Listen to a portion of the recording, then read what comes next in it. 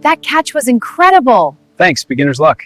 Nonsense, you're a natural. Well, I'm hooked. We have to go now. What are you talking about? They're coming, please, trust me. Who? This is crazy. She threatened to have my daughter arrested for trespassing on our own dock.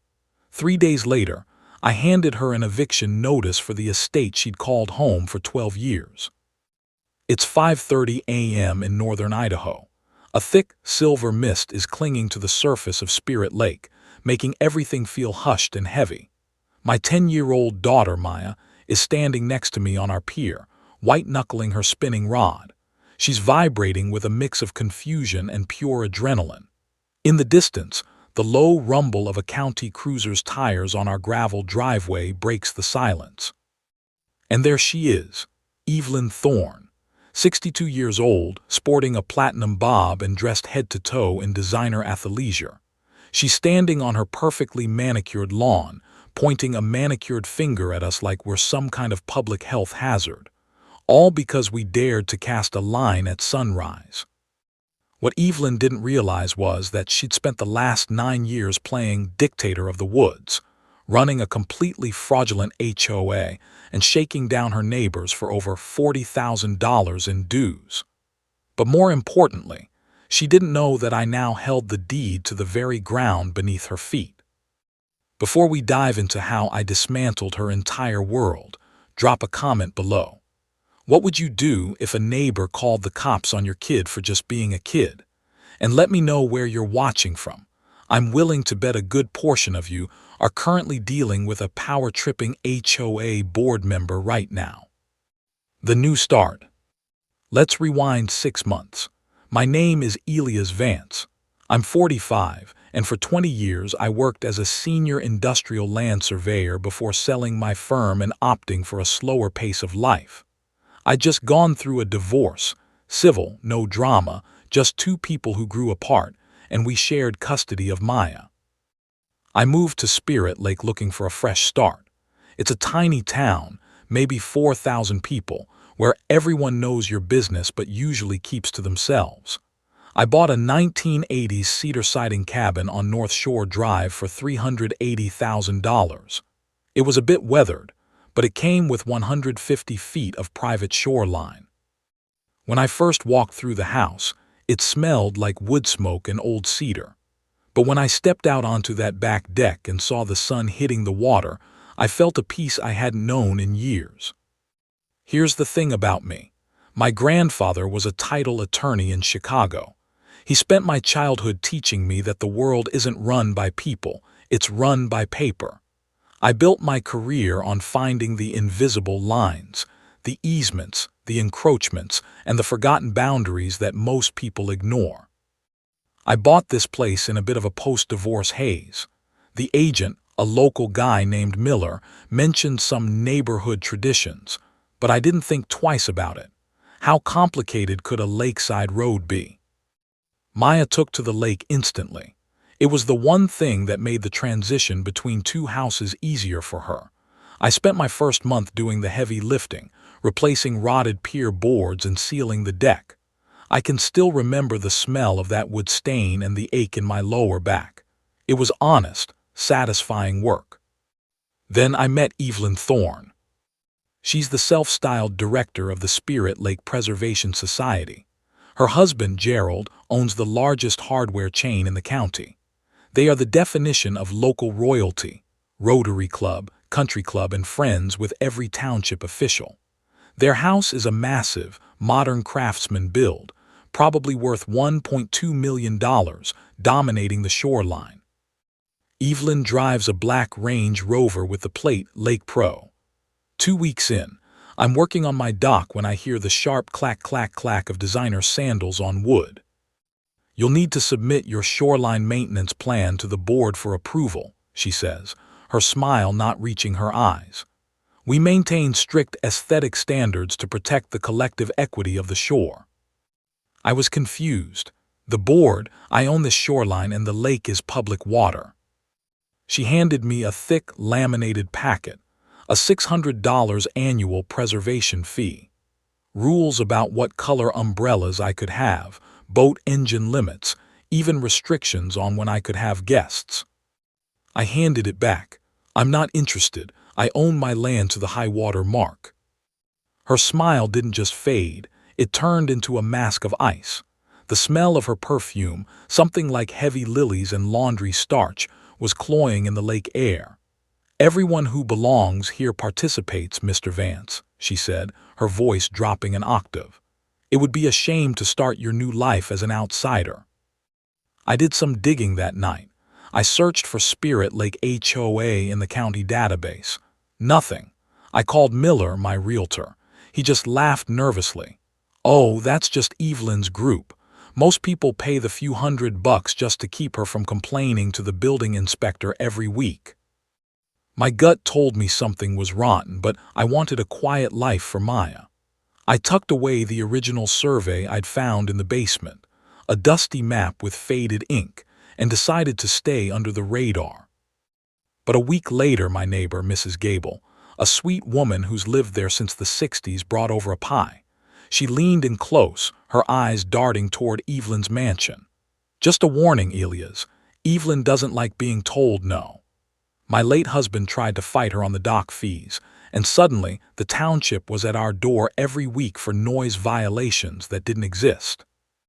I thanked her, but I didn't realize how prophetic she was. The conflict escalates. 3 weeks later, it's a Saturday just after 7 a.m. The air is crisp, that first bite of autumn. I'm on the dock with Maya, teaching her how to cast a lure without catching her own ear. The lake is glass. You could hear a pin drop. Then the clack-clack returns. Evelyn is marching down the path in a designer tracksuit. Activity is restricted until 9 a.m., she barks. You're disturbing the peace of the cove. I looked at her deadpan. Evelyn, we're just fishing. We aren't even talking. She pulled out her phone and started recording us. The digital shutter clicks sounded like gunshots in the quiet. I'm documenting your refusal to comply with community bylaws. You're harassing the local waterfowl. She then produced a covenant of residence card, claiming the whole block was bound by it since the 1980s.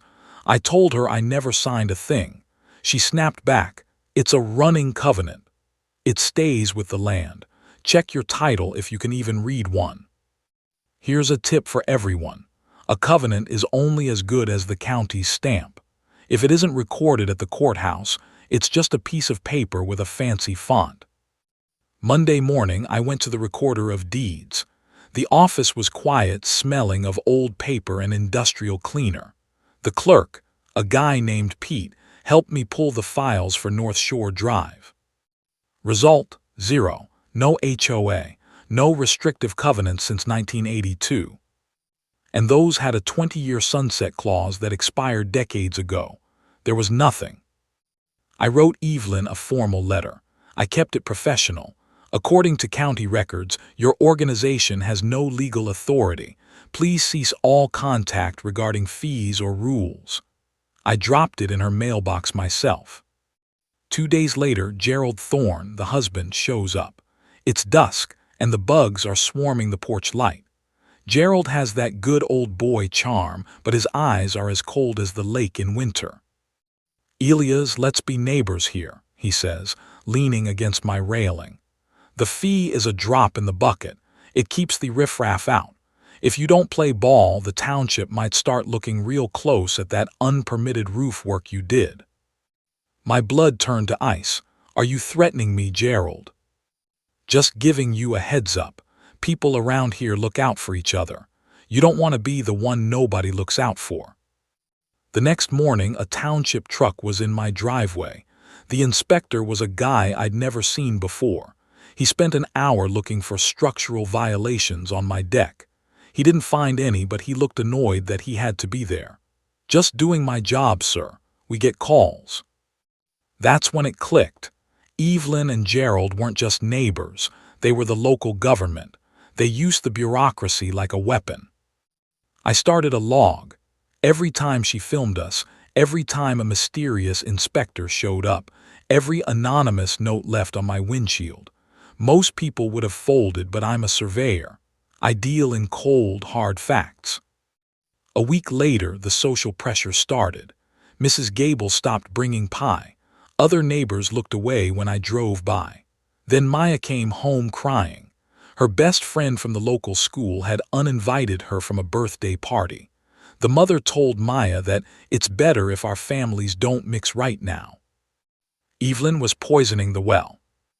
I started talking to the other neighbors in private. I found out 5 families had been paying her dues for nearly a decade. That's thousands of dollars vanishing into Evelyn's pocket. One guy, a local mechanic, tried to stop paying, and suddenly the town wouldn't renew his business license. This wasn't an HOA, it was a protection racket. I contacted the state's attorney's office.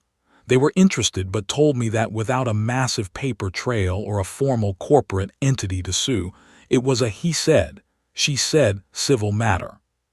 So I decided to go to the source.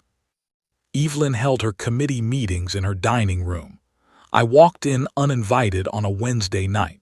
The room was opulent, velvet chairs, a chandelier that cost more than my truck, and the overwhelming scent of vanilla candles. 6 neighbors sat there, looking like they were at a funeral. "I'd like to see the tax ID and the financial ledger for this organization," I said. The room went silent. Evelyn's face turned a shade of purple I've only seen in sunsets. "This is a private meeting for members. You're trespassing. Leave or I'll call the sheriff." "The invite said all residents of North Shore," I replied. "I'm a resident. Where is the money going, Evelyn?" She called the cops. A young deputy named Miller, different from the realtor, showed up. He looked embarrassed. He told me, "Sir, the Thorns are big supporters of the department. Just go home. Don't make this harder on yourself." I left, but I didn't go home. I went to the library. I spent the next 48 hours buried in historical property records. I tracked the original subdivision developer, a company called Northwood Development that went belly up in the early 90s. And that's when I found it, a tiny, overlooked detail in a bankruptcy filing from 30 years ago. When Northwood Development went under, their assets were auctioned off. Most people bought the lots, but the residual assets, the private access roads, the common areas, and the management rights to the entire subdivision, were bought by a shell company that had been dormant for 3 decades. I tracked the owner of that shell company. It was my father. He had bought those rights as a speculative investment in the 90s and forgotten about them. When he died, they passed to me in a box of worthless deeds I'd never bothered to verify. I didn't just own my house. I owned the road Evelyn used to get to her driveway. I owned the land under her private pier. I owned the rights to every common area she'd been managing. I called an old colleague who specializes in forensic titles. "Check the auction records from 1994, I told her. "Tell me I'm not dreaming." She called me back 4 hours later. "Elias, you don't just own the road. You are the developer. You have the legal right to dissolve the committee, gate the road, or, and this is the fun part, charge a lease for any encroachment on developer-owned land." I looked out my window at Evelyn's house. I wasn't going to just win. I was going to take the ground from under her feet. Back to Saturday morning, 6:30 a.m. Evelyn is screaming about the sheriff again. She's shouting about how people like us don't belong here. She thinks she has the power. She thinks the sheriff is her personal security. She has no idea that in my back pocket, I have a cease and desist order for her entire driveway. Sheriff Braddock pulls up, looking exhausted. He looks at me, then at Evelyn. "What now, Evelyn?" "He's on the common shore. Arrest him," she shrieks. I stepped forward and handed the sheriff a folder. "Actually, Sheriff, I'm not on common ground. I'm on my ground. And as it turns out, so is Mrs. Thorne's house. At least the front 20 feet of it." The look on Evelyn's face was the most satisfying thing I've ever seen. But the real kicker, I wasn't just there to talk about the land. I was there to talk about the 12 years of back rent she owed the developer for using a road she didn't own. The paperwork took 3 hours. I transferred enough money to buy a house into what was essentially the world's most expensive gate. Closing was set for Friday, giving me 10 days to build infrastructure that would make the Berlin Wall look like a garden fence. I spent the next week throwing money at contractors like a drunken lottery winner. Fence-tight construction got the call for 8-foot chain link with barbed wire and industrial locks. Precision Security designed a perimeter that would make the Pentagon jealous. I even ordered 20 private property signs large enough to be read from low Earth orbit. My only requirement: finish by Friday. Money was no object. Some people buy boats. I was buying the most satisfying enforcement project in legal history. Friday morning, as I signed the final papers, my phone buzzed with a text from an unknown number. The message was so perfect I laughed out loud in the quiet legal office. "Mr. Thompson, this is Delia Kramer. Your fence violations have escalated beyond acceptable limits. Meet me at your property line tomorrow at 8:00 a.m. sharp. This ends now." I showed the text to the closing attorney, who asked what was so funny about a threat. I explained it wasn't a threat. It was a formal invitation to watch someone walk into the most expensive trap in Tennessee history. Saturday morning at 7:55 a.m., I was standing at my boundary with a thermos of coffee and 21 pages of legal ammunition, watching Delia's BMW approach like a heat-seeking missile. The engine shut off with German precision, and out stepped our suburban dictator in her full battle regalia. A power blazer that screamed expensive lawyer, designer heels entirely unfit for Tennessee grass, and a leather briefcase that cost more than my truck payment. Behind her was a nervous man in khakis with surveying gear. I felt sorry for him. He was about to become collateral damage. Delia marched across my lawn with the supreme confidence of someone who'd never faced real opposition. Her stilettos punched perfect holes in my turf with every step. She stopped 6 feet onto my land and announced that we were finally going to resolve this fence situation, like civilized adults who understood community standards. I took a slow sip of coffee, agreed enthusiastically, and then casually mentioned she was currently committing criminal trespass by standing on my land without permission. She froze mid-stride, her suburban mom mask cracking to reveal the rage underneath. She launched into a prepared speech about my malicious interference with established traffic patterns that benefited the neighborhood. When I asked her to clarify those patterns, she actually said it out loud, that residents had used the convenient access route through my land for years. I pulled out my phone and started recording, asking her to confirm on camera that she was referring to a route used without a legal easement or written permission. With dramatic flair, she opened her briefcase and produced a thick manila folder. She announced her legal team had prepared documentation proving my interference was a public nuisance under Tennessee law. She handed me 15 pages of impressively manufactured legal fiction, complete with professional letterhead, official stamps, and enough jargon to choke a law school graduating class. She thought she'd won. She didn't realize that while she was printing fake documents, I was busy buying the dirt beneath her feet and the air she was breathing. Delia, Legal Analysis of Property Access Rights, was a masterpiece of manufactured fiction, covering everything from adverse possession to community benefit. It might have intimidated someone who hadn't spent a week studying actual law, but I just flipped through it while pointing out they'd overlooked a minor detail. When she snapped, demanding to know what, I pulled out the 2003 construction easement. I read the expiration date aloud, December 2004. The easement had been dead for 20 years, making every one of her convenient commutes a criminal trespass under Tennessee code. Delia's face turned 6 shades of red while her surveyor, Michael, suddenly stopped his work, realizing he was standing in legal quicksand. She tried to argue that law was flexible, but I explained that you can't establish a legal right by consistently breaking the law for 2 decades. In a desperate move, she called the county planning department right there. I sipped my coffee and watched the show.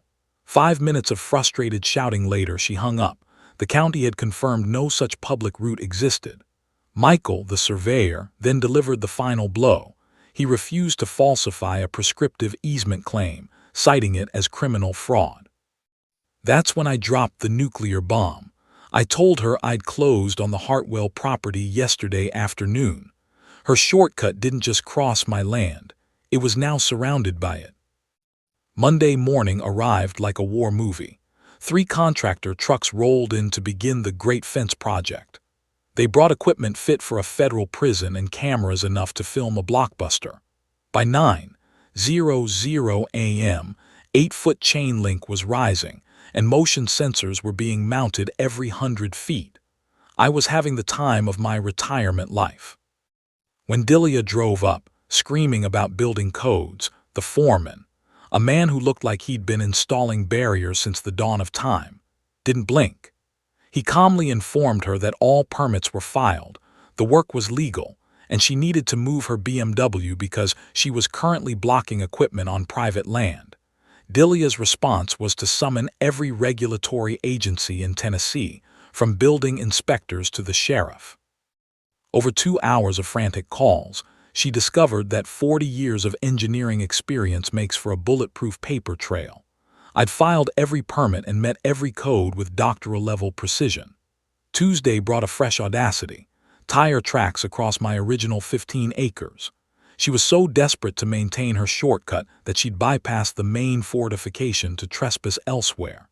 It was like a bank robber hitting the back door while police installed cameras at the front. I signaled Bobby to extend the line, merging both properties into one 55-acre fortress of enforcement. Wednesday saw her most desperate gambit. She arrived with a new surveyor, waving fabricated documents claiming errors in the county records that somehow placed my land within an expanded Willowbrook development zone. I invited the surveyor to compare his fiction against my certified copies from the clerk's office. I watched his professional credibility evaporate as he realized he'd been hired to validate a fantasy. He apologized, packed his gear, and fled, leaving Delia standing alone with her worthless papers, a woman discovering that reality doesn't bend to her expectations. Thursday escalated into a total meltdown. Delia showed up with bolt cutters. Hacking at the fence she claimed sat on HOA soil. Bobby called the sheriff while I recorded a high-definition record of her committing criminal property damage. Deputy Rodriguez arrived and explained that imaginary rights don't excuse criminal mischief. The look on her face when he offered her a choice between a peaceful exit or handcuffs was pure gold. She left screaming about federal violations, but Friday morning brought the absurd grand finale. Delia arrived with a moving truck and 2 day laborers. Her plan: to physically relocate my fence and carve out her own path. I watched this suburban general prepare her assault before calling my attorney, Sarah Kai. Sarah told me to keep the cameras rolling. She was bringing the paperwork to end this nonsense permanently. Sarah stepped out of her car with the look defense attorneys get when a client confesses on live TV. She watched Delia and her hired muscle attacking my fence with crowbars and started laughing so hard I thought she'd need a medic.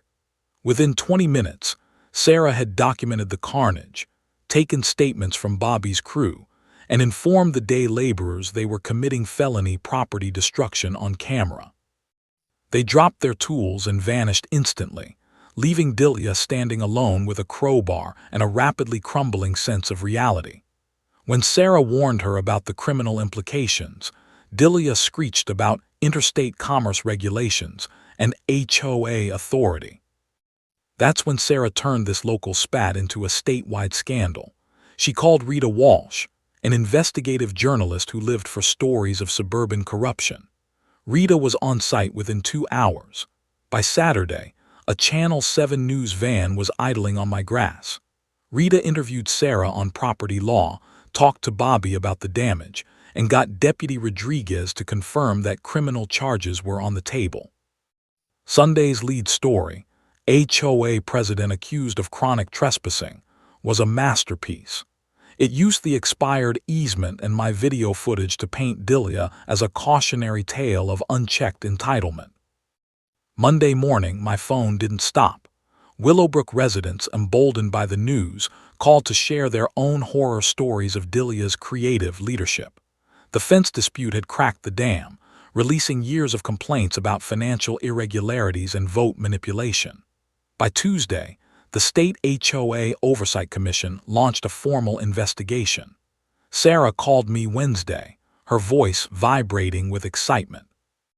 The commission had found 3 years of missing improvement funds that had mysteriously funneled into projects for Delia's friends.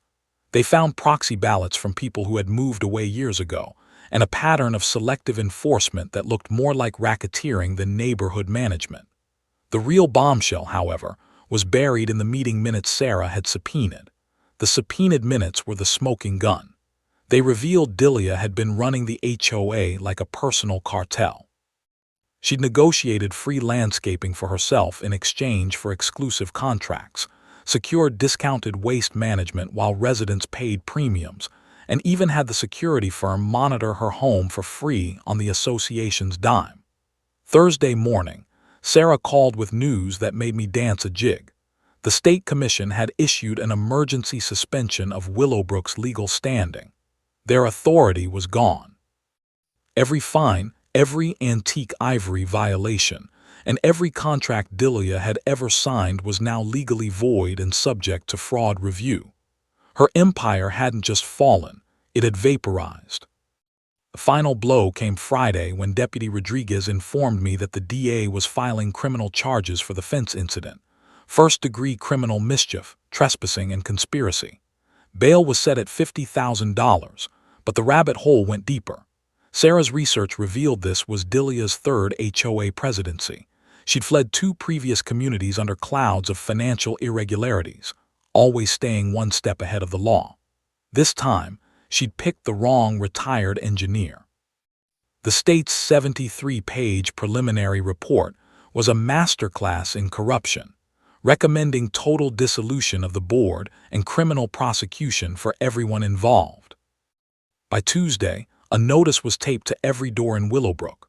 All HOA authority was suspended, and 3 years of fines were to be refunded with interest. The state's tip line was ringing off the hook as victims of Delia's 20-year reign finally found their voices.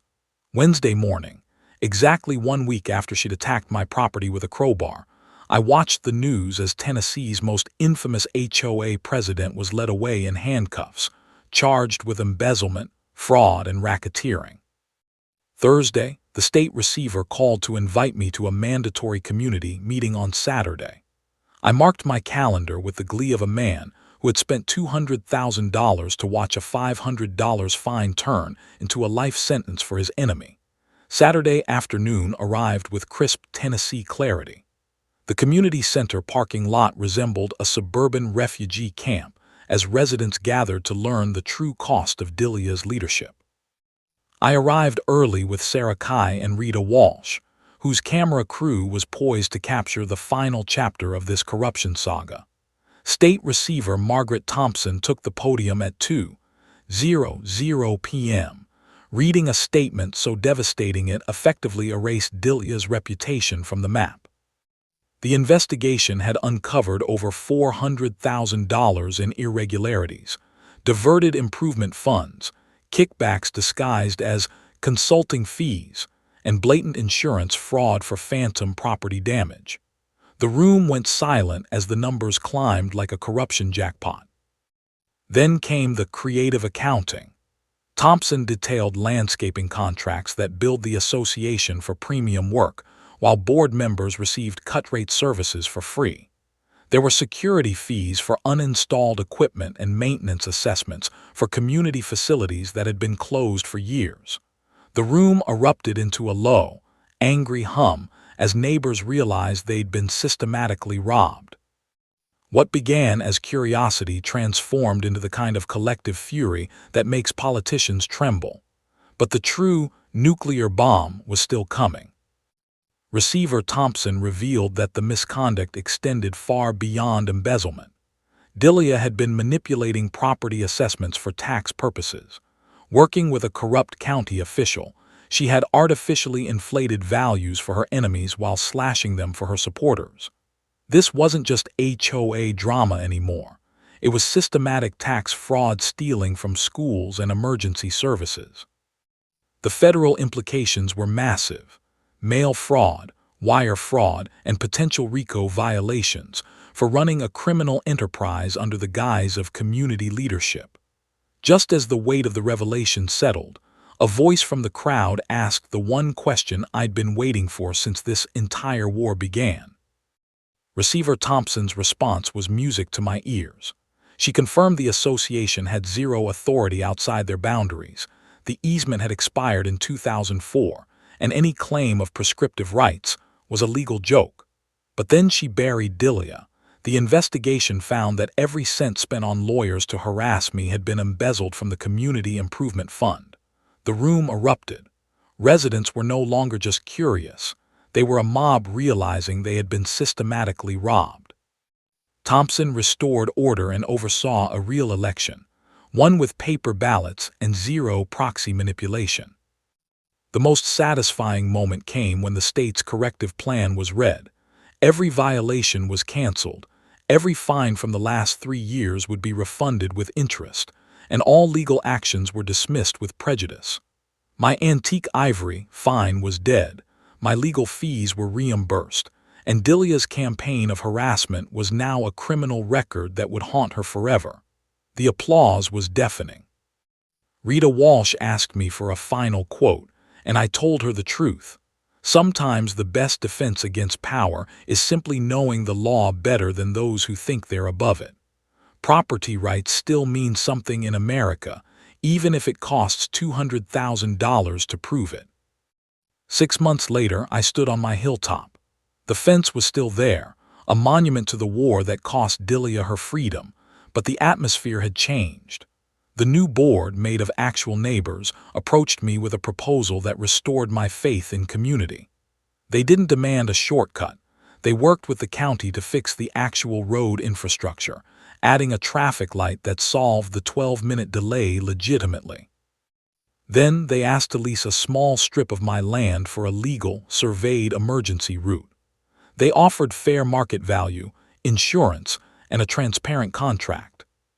Standing there, watching the sunset over my 50 acres, I realized the victory wasn't just about the gate. It was about the transition from a suburban dictatorship to a neighborhood built on mutual respect. Justice had been served. My retirement was finally peaceful, and for the first time in 8 years, the only thing crossing my property line was a sense of genuine neighborly goodwill.